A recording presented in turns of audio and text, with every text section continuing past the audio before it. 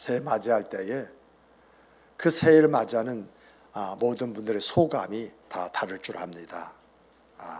그런데 대체적으로 이야기한다면 이대로 더 이상 이렇게 살 수가 없다. 좀 더 나은 그러한 삶을 살았으면 참 좋겠다라고 하는 그 소망된 마음이 있어요. 특별히 우리 크리스찬 여러분과 저는 좀 신앙적으로 이런 생각을 좀 많이 하게 되잖아요. 정말 올해는 작년보다도 우리 주님과 교집합이 더 넓어졌으면 참 좋겠다. 정말 새해는 우리 주님이 원하시는 바로 그 삶을 한번 살았으면 참 좋겠다라는 그러한 마음을 갖습니다. 정말 이런 마음을 가지고요, 한 해를 출발하면서 1년 52주 중에 첫 주를 우리가 맞이하게 되어져요. 사랑하는 성도 여러분, 정말 여러분들 이 2021년 이 새해는 어떤 해가 되기를 원하십니까? 우리가 경험해서 이야기하면 정말 새해를 맞이할 때에 새로운 그 아름다움이 내 생애에, 내 삶에 주어지고 나타나는데 항상 뒤돌아보고 연말에 가서는 참 한 해 다사다난했다, 이것으로 끝을 내요. 정말 오늘 우리가 희망 속에 이 한 해를 열어갑니다마는 이 코로나라는 이 녀석이 언제 잡힐지, 경제가 언제 회복될지, 정치가 언제 안정될지, 또 이러한 것으로 인해서 내 생활과 삶에 어떤 변화가 일어나게 될지, 좋은 것도 있고 슬픈 것도 있고 편한 것도 있고 힘든 것도 있고 여러 가지가 우리에게 찾아올 것입니다. 이렇게 여러 가지가 우리에게 찾아온다라고 할지라도 여러분, 우리는 부정적인 것을 생각하고 한 해를 열어가는 것이 아니라 희망을 가슴에 담고 이 한 해를 열어가야 돼요. 이렇게 우리 안에 희망이 없는 상태에서 새해를 맞이하고 한 해를 이제 우리가 지내면은요, 오늘 여러분과 저는 이 한 해를 무의미하게 어쩌면은 작년처럼 올해를 살아갈 수가 있어요. 오늘 우리는요, 그렇게 살아서는 안 돼요. 정말 우리가 작년과 대비해서 많은 부분 이런 푸념적으로 이거 작년과 뭐 별거 있겠어? 이렇게 말을 하면서요, 한 해를 시작해서는 안 돼요. 특별히요, 우리 믿는 이 목양교회 성도들은요, 정말 우리 주님께서 뭐라고 우리에게 말씀하셨느냐? 우리 안에 살아있어야 할 말이 뭔지 아십니까?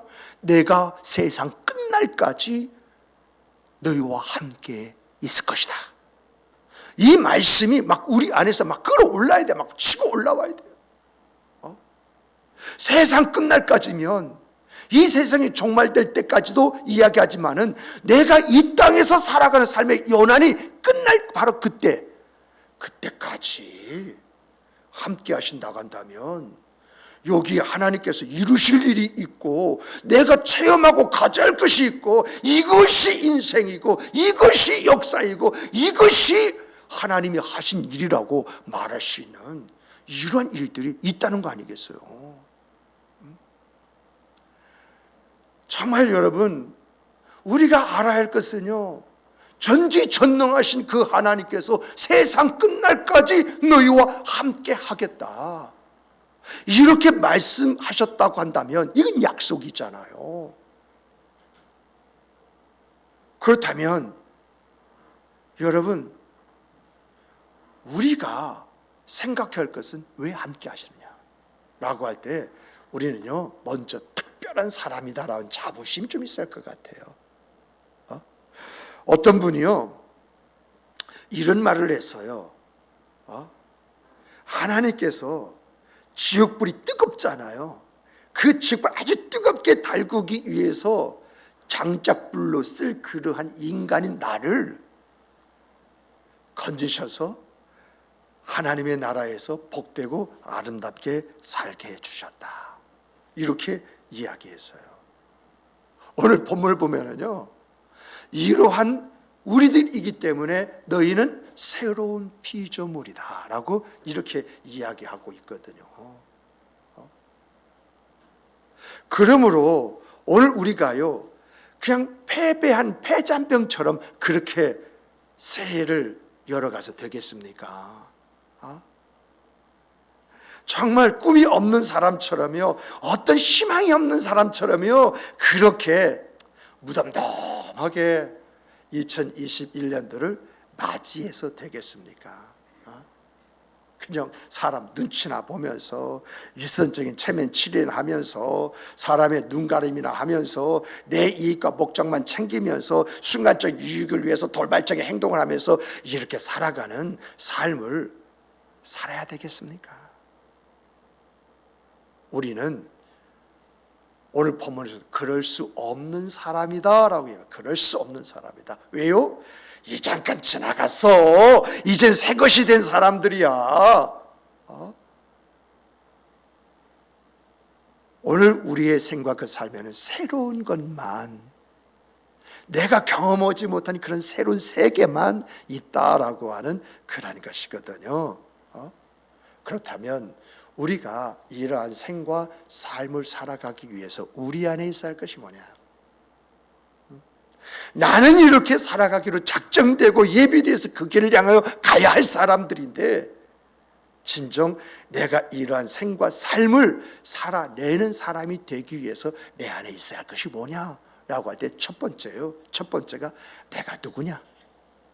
내가 누구냐? 이 자리에는 여러분 누굽니까? 여러분과 제가 누구죠?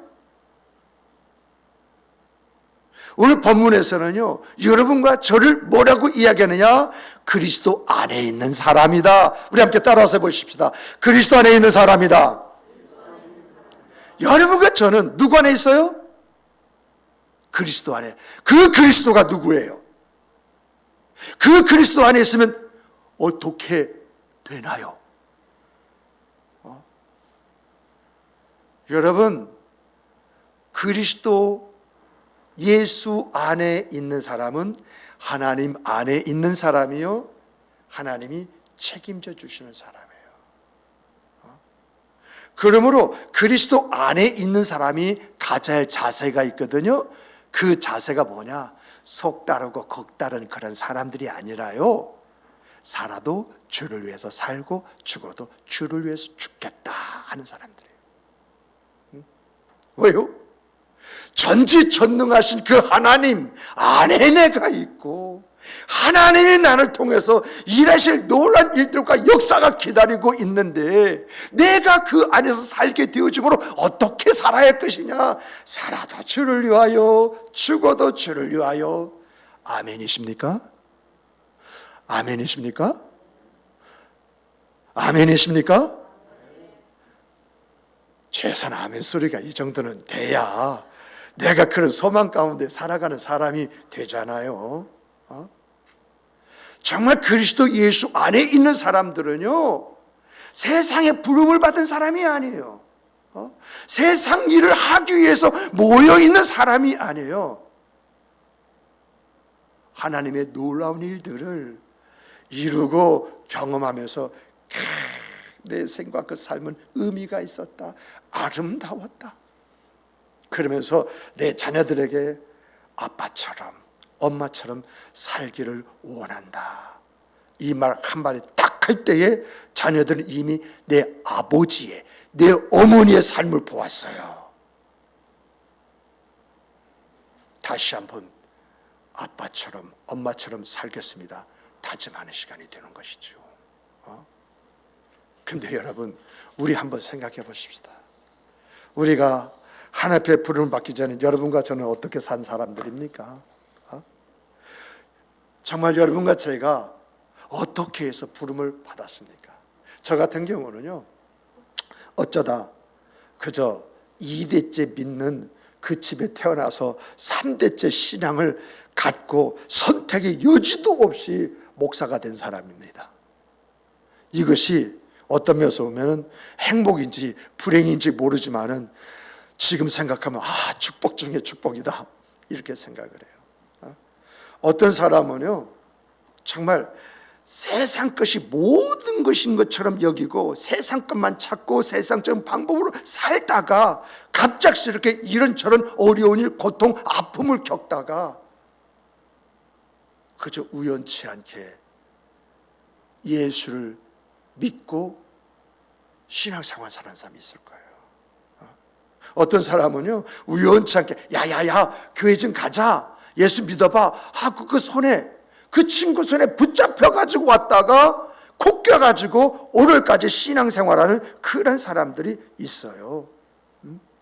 또 어떤 사람은요 몸이 아파가지고 죽을 것 같다가 교회 가면 또 이제 기도하면 낫을 수 있어 정말 와가지고 기도받았는데 치료가 되어가지고 그때부터 예수 믿는 사람들이 있어요. 어떤 사람은 가정의 우환이 너무 심하니까 어떤 사람은 귀신의 역사래. 그러면 이 귀신을 어떻게 내쫓아? 라고 했더니 예배 드리면 교회 다니면, 그래서 교회 다니다가 그 귀신이 물러나가서 가정 우환이 사라져버려서 하고서는 예수를 믿는 그런 사람들이 있어요.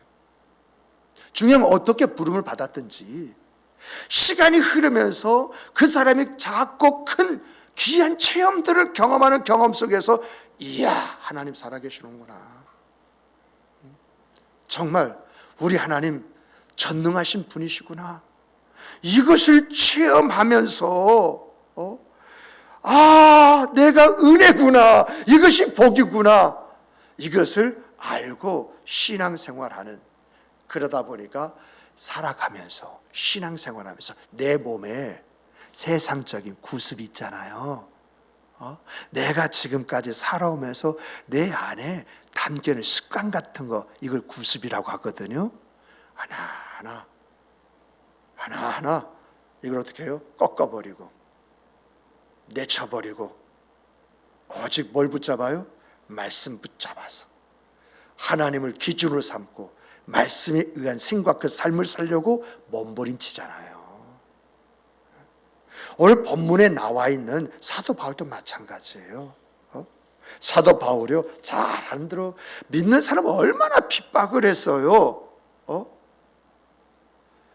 그런데 이 핍박한 원인이 뭐냐? 자기의 기득권을 지키기 위해서라고 그래요.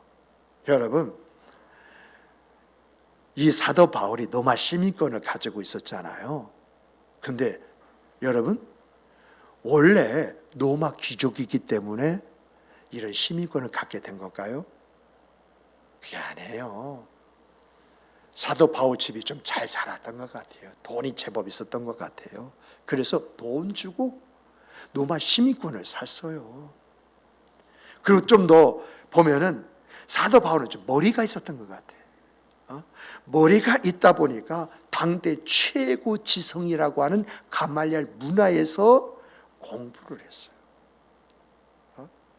이렇게 유대인이죠, 로마 시민권 가지고 있죠, 당대의 지성인이다 보니까 그는요 사내린 공의 공회원을 뽑을 수 있는 투표권을 가진 사람이에요. 쉽게 말하면 이 말은 사내린 공회원도 사도 바울 앞에는 함부로 못했다라는 것입니다. 사도 바울 표 한 표에 그가 이스라엘을 대표하는 공회원이 될 수도 있고 되지 못할 수도 있는 이 결정권을 가지고 있다는 거예요.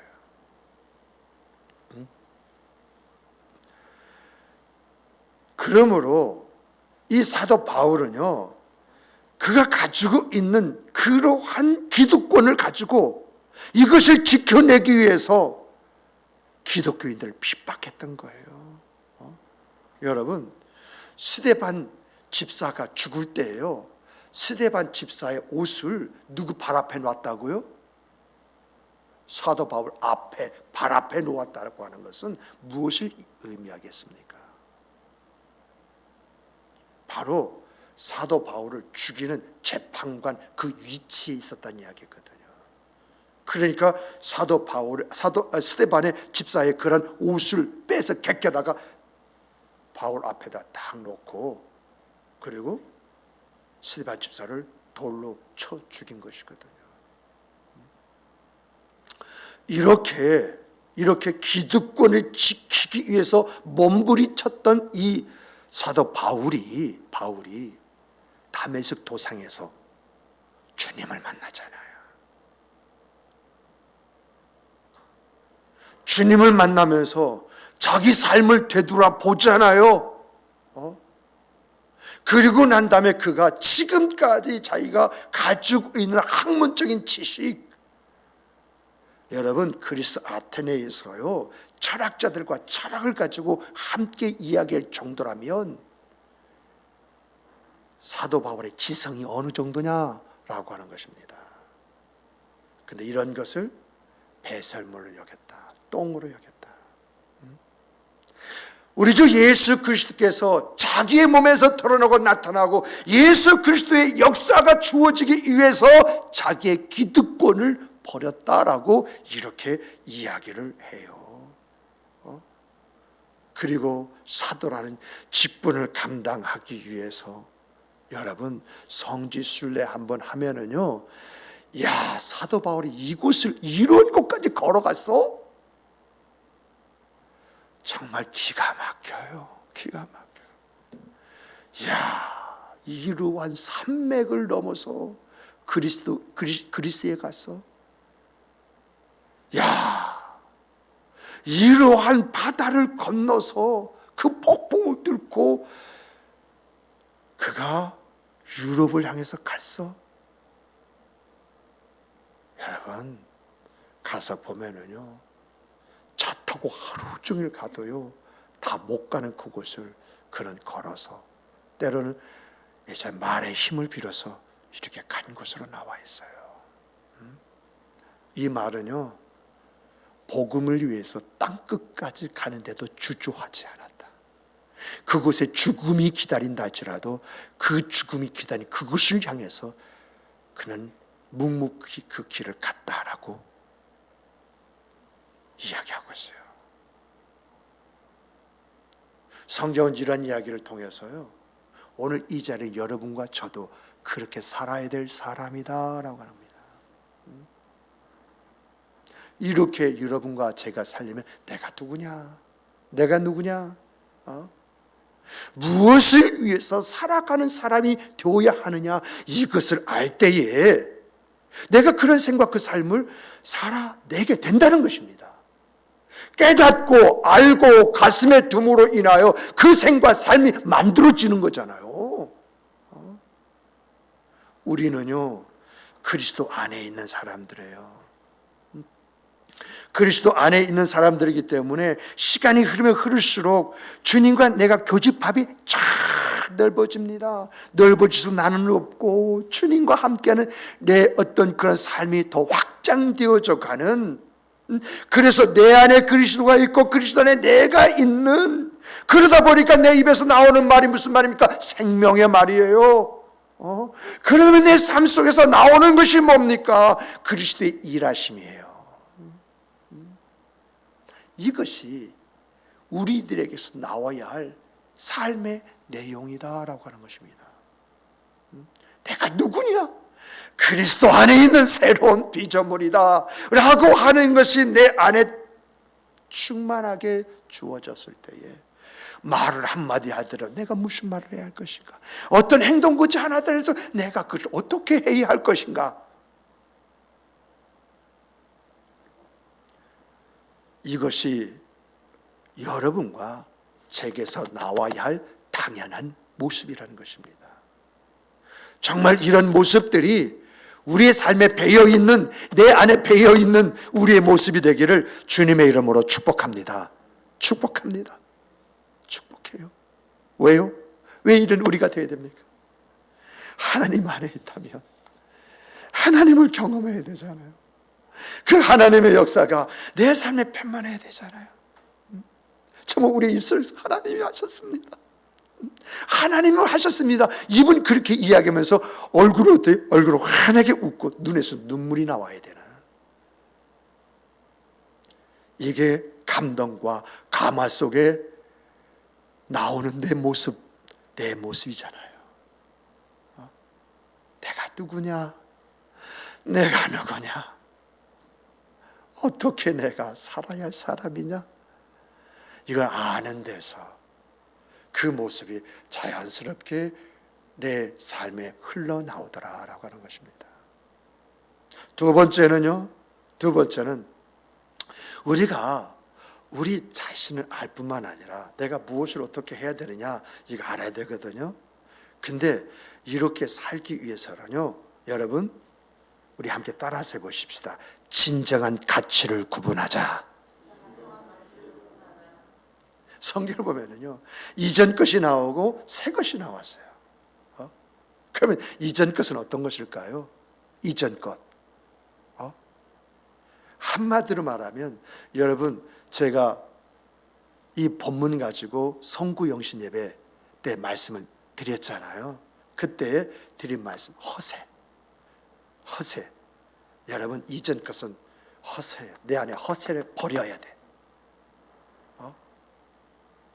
내 존재를 드러내기 위해서요, 사람들 앞에 좀 높임을 받기 위해서요, 뭔가 많이 어려삼 도와주는 척, 어떤 일 맡고 그거요 내가 맡을게요 나서면서 뭔가 잘할 수 있는 척, 정말 자기처럼 진실한 사람이 없는 것처럼 행동하는 척, 정말 자기처럼 은혜와 복 받은 사람 있나 하고 많이 은혜를 받은 것과 복 받은 척, 또 뭐죠? 기독교나 한다고 기도 많이 하는 사람인 것처럼 행동하는 척, 다른 사람보다 더 겸손한 척, 정말 신앙생활을 아주 곱고 또 분명하게 하는 척, 이것이, 이 허세가 우리 이전의 삶이에요. 정말 제가 감사한 것은요, 우리 교회는요, 이런 사람이 거의 없어요. 있다면 서로가 픽 하고 웃고, 아이고 옛날에 내 모습이 저 모습이었는데 하고 웃고 넘어갈 정도예요. 그만큼 우리 교회 성도들은요, 성숙한 사람들이다. 여기에서 저는 목양교회에 대한 자부심을 찾아요. 그러다 보니까 목사님들에게 아이고 우리 정장로님, 우리 심장로님, 우리 권사님들 이야기하면서 자랑 꽤나 하다 보니까 어떤 목사님이 앞으로 목양교회 이야기하려면 백 목사님 밥 사. 제가 뭐라고 했겠어요? 사지 뭐. 이게 어떤 면에서 보면은 제 자랑거리가 되고 있거든요. 정말 우리는요, 새 것과 같은 그런 삶을 살아가요. 여러분, 우리가 작년에 교회에 일을 하는데 4,730만 원어치 했어요. 그리고요, 이것저것요, 이렇게 이제 주변에 있는 목회자들, 교회들 돕는 것이 이게 상당한 액수예요. 누가 보든지 안 보든지, 누가 알아주든지 안 알아주든지, 오른손이 아니라 왼손이 모르게 그저 말이나 일이나 다 주의 영광을 위해서 하는 것이 우리의 모습이잖아요. 여러분, 정말 어떤 분은요, 몇백만 원씩 냈고요, 어떤 분 1,000만 원씩, 500만 이렇게 많이 냈어요. 그런데 누구 하나 내가 얼마 냈습니까? 이야기하는 사람 그 소리 들어봤어요?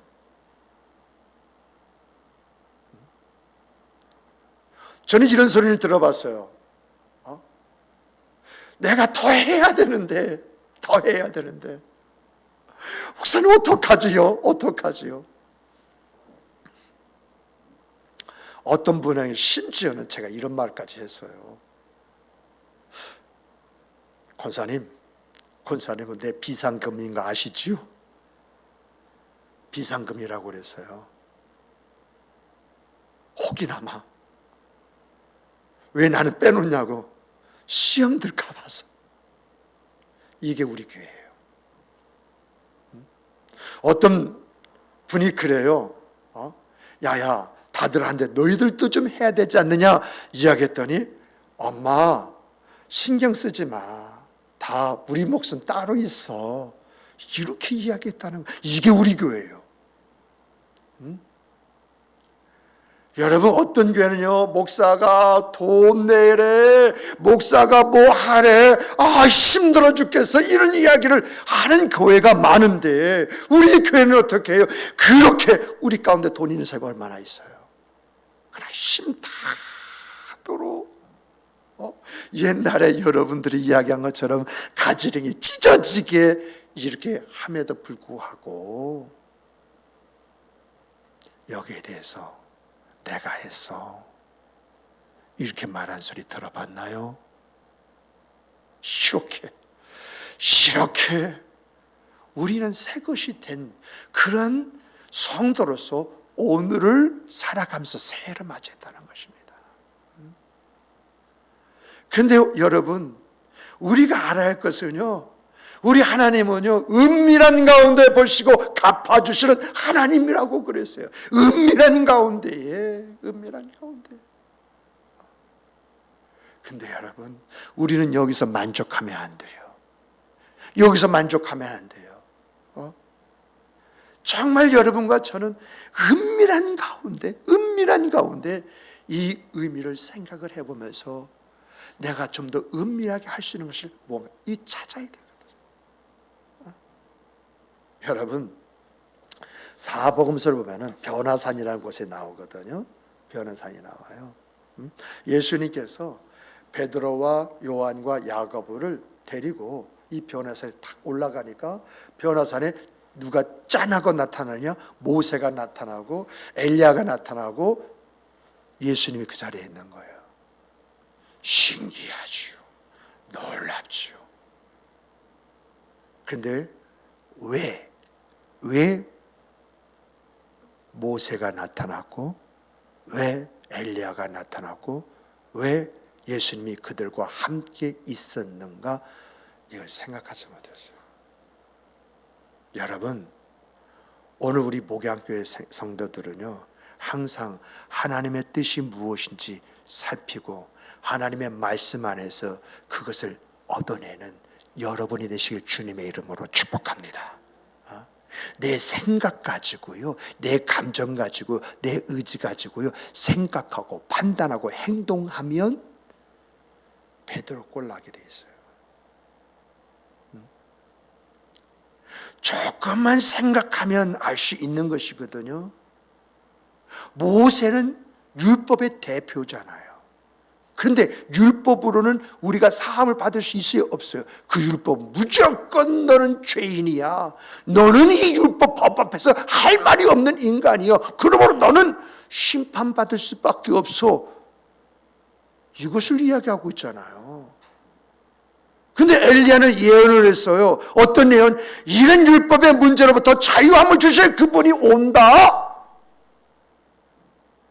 이것을 말을 했거든요. 이런 율법과 이런 예언의 그 중심 속에 예수가 있습니다. 이 이야기는 뭐죠? 율법이 정지한 것을 풀어주시는, 그리고 예언된 그분이 바로 예수 그리스도이시다. 이것을 보여주고 이것을 이야기하려고 하는데, 그저 마음이 앞서서 생각하기보다는 감정적으로, 주님, 이 자리에 제가 신당을 3개 세우겠습니다. 하나는 주님을 위해서 신당을 세우고, 하나는 모세를 위해서 신당을 세우고, 하나는 엘리야를 위해서 신당을 세우겠습니다 라고 이렇게 이야기하잖아요. 정말 하나님의 뜻과 예수님의 의도를 잘 알고 있는 것처럼 생각하고, 뭔가 이렇게 하면 예수님께서 인정해 주시겠지? 이 마음이 이 말을 만들어낸 거예요. 이런 것을 가르쳐서 아는 척, 잘난 척, 그리고 이제 야고보와 요한보다 나은 척이라고 그래요. 어쩌면 그 자리에 갔던 것 귀한 은혜입니다. 이런 은혜를 받았으면 좀 더 눈을 뜨고 하나님의 뜻이 무엇인지 이것을 조금만 헤아렸다 간다면 율법으로 자유를 주시기 위하여 이 땅에 오신 분이 우리 주 예수 그리스도이시다라고 하는 것을 깨달아 알 수가 있었을 텐데. 근데 여러분, 이 베드로가 부활하신 주님, 주의 영, 성령을 받고 난 다음에 어떻게 바뀝니까? 자기를 향한 하나님의 뜻이 무엇인지 그것을 보고 삽니다. 예수 그리스도의 그 일을 맡은 자로서 살아가게 됩니다. 그래서 복음을 외치지요. 오순절날 이 절기를 지키기 위해서 온 사람들에게 너희들이 죽인 예수 그리스도를 하나님이 살리셨다고 외치면서 어찌할꼬 하는 그런 사람들에게 회개를 주고 개종을 시키는 그 수가 3,000명, 5,000명이라고 성경이 이야기하잖아요. 이것뿐만 아니죠. 이방인 최초의 그 고넬료를 이제 세를 주고 그게 복음을 전함으로 인해 가지고 그를 세우잖아요. 그래서 여러분, 사도 중에 최초의 이방인에게 복음을 주고 세를 준 사람이 사도 베드로예요. 사도 바울은 이방인을 향하여 땅끝까지 복음을 전한 초석을 만든 사람이라면 베드로는 최초의 이방인에게 복음을 전하고 세례를 준 사람이에요. 이뿐만입니까? 예루살렘, 그리고 이제 사마리아와 유대 땅끝까지 이르는데 심지어 노마에까지 가가지고 거기에서 성도들에 의해 가지고 그가 잠시 피했다가 주님을 만나고 이제 이 노마에 가서 순교를 하는데 내가 어찌 주님과 같이 똑같은 모습으로 죽을 수 있느냐? 날 십자가에 거꾸로 매달아라 해가지고 거꾸로 매달린 채 순교했다고 하는 그런 이야기가 있지 않습니까? 어디에다가 가치를 두기 때문에 이런 생각 그 삶이 가능한 것일까요? 자기에게 가치를 두는 사람, 허세에 가치를 두는 사람이 이런 생각 그 삶을 살아낼 수 있을까요? 이런 사람에게 부활의 그 역사가 가슴에 와닿고 이런 사람에게 성령에 충만된 역사가 있을까요? 그리스도 안에 있는 것이 아니라 자기 안에 갇혀있는 그런 사람인데 말입니다. 근데 여러분과 제가요, 진정한 가치를 알면은요, 삶의 내용이 바뀌게 되어 있어요. 우리 한번 생각해 보십시다. 여러분들의 중심 가치를 가정에 두고 가족에 들 때에 여러분의 가정과 여러분의 가족은 어떤 사람이 될까요? 우리의 중심 가치를 가정에 두면요, 우리 가정은 행복한 가정이 되어져요. 내 중심 가치를요, 가족에게 두면요, 가족의 해맑은 그 웃음이 삶의 보람으로, 기쁨으로, 즐거움으로 나타나요. 이와 마찬가지로 우리의 삶의 중심, 그 중심을 하나앞에 둘 때에 인생의 허망함 대신에 만족이 옵니다. 어떤 막연한 어떤 그런 것 대신에 보람이 옵니다. 무덤덤 이것 대신에요, 생동감을 갖게 되어져 있습니다. 왜냐하면 나의 중심 가치는 하나님이에요. 그러므로 내 안에 계신 하나님이 그런 생과 삶을 살도록 만들어 내세요. 역사하세요. 그러므로 여러분과 저는 우리의 가치의 중심, 우리의 가치를 내게서 찾는 것이 아니라 하나님에게서 찾는 여러분이 되시기를 주님의 이름으로 축복합니다. 축복합니다. 축복합니다. 진정 그 가치를 내게서가 아니라 하나님께 들 때 전지전능하신 하나님은 나의 하나님이십니다. 그분이 하시는 일은 나를 통해서 이루시는 일들이 되어지는 것입니다. 이런 여러분과 제가 되어야 되지 않겠습니까? 세 번째는 우리 함께 따라서 해보십시다. 내가 해야 할 일은 내 스스로 만들어가자. 우리가요, 내가 옛날에는 이렇게 했고 옛날에는 저렇게 했고 옛날에 만족하는 사람이 되기보다는 앞으로 해야 할 일에 마음을 두는 미래지향적인 사람이 되어야 돼요. 사도 바울은요, 이전 것은 지나갔으니 이전 것 더 이상 생각하지 마. 새 것이 되었도다.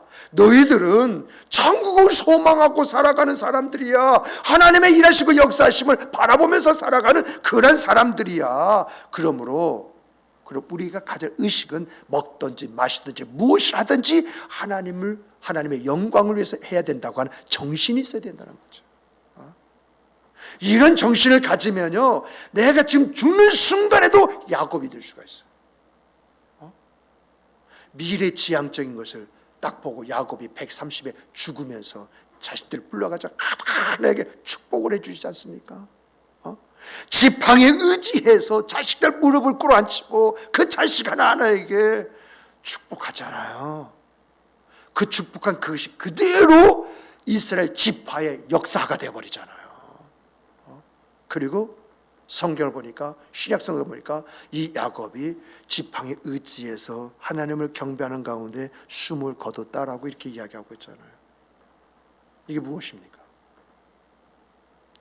내가 이처럼 살아서 자식들이 많이 낳고 자식들이 자기 목하고 잘 살면 됐지, 이게 아니라 내가 마지막으로 내 자식들에게 물려줄 것, 남겨줄 것, 보여줄 것, 들려줄 것이 무엇일까?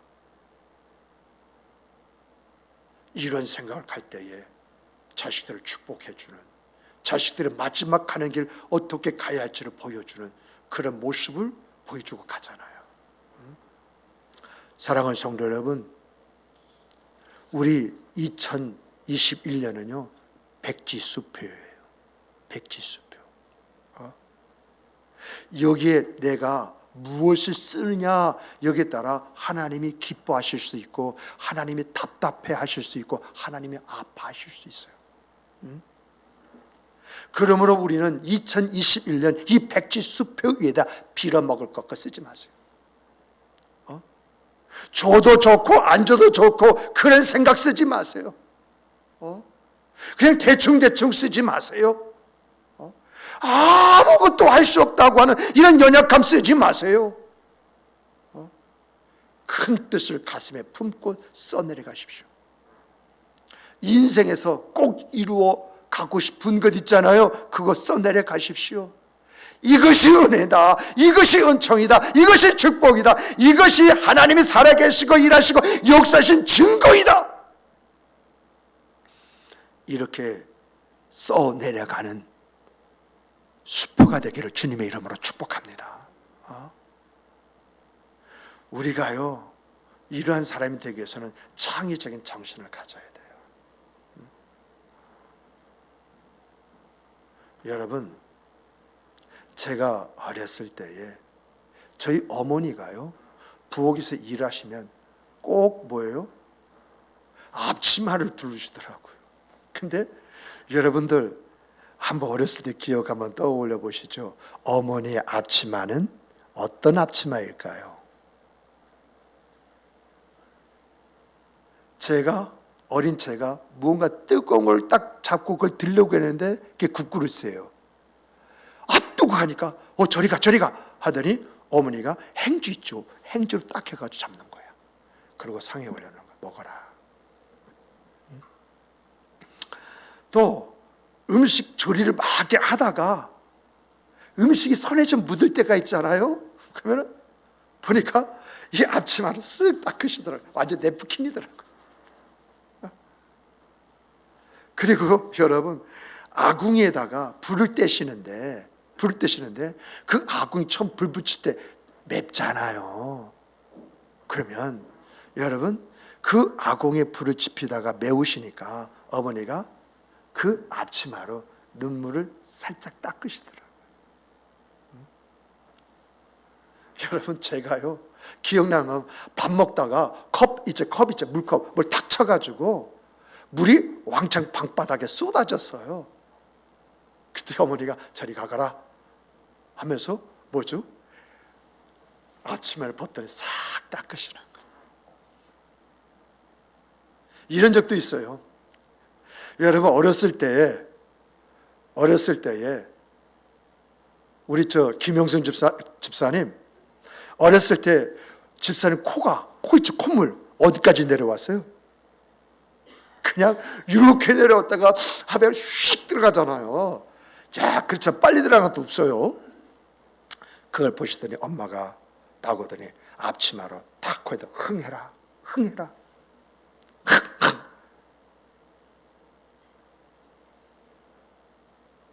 이렇게 앞치마는 하나였지만은 용도가 너무 다양했던 것을 기억합니다.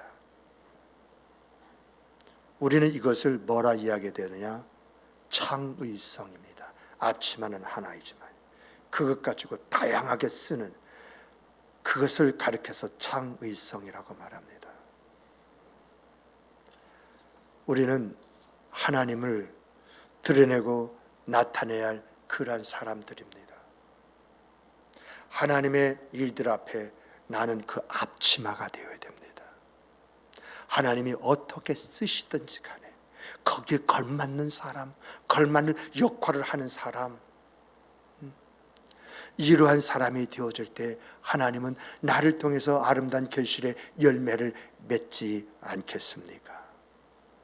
이렇게 우리는 내가 무엇을 해야 할지 하나님의 사람으로서 가치를 분명히 하는 그런 사람으로서 모든 것을 만들어 가야 할 그런 사람들입니다. 정말 올 한 해 하나님께서 나를 통해서 이루시는 그 많은 일들, 그 일들로 인하여 나의 나됨을 노래하며 찬양하며 영광 돌리는 여러분과 제가 되기를 주님의 이름으로 축복합니다. 축복합니다. 축복합니다. 축복합니다. 우리 함께 기도하시겠습니다.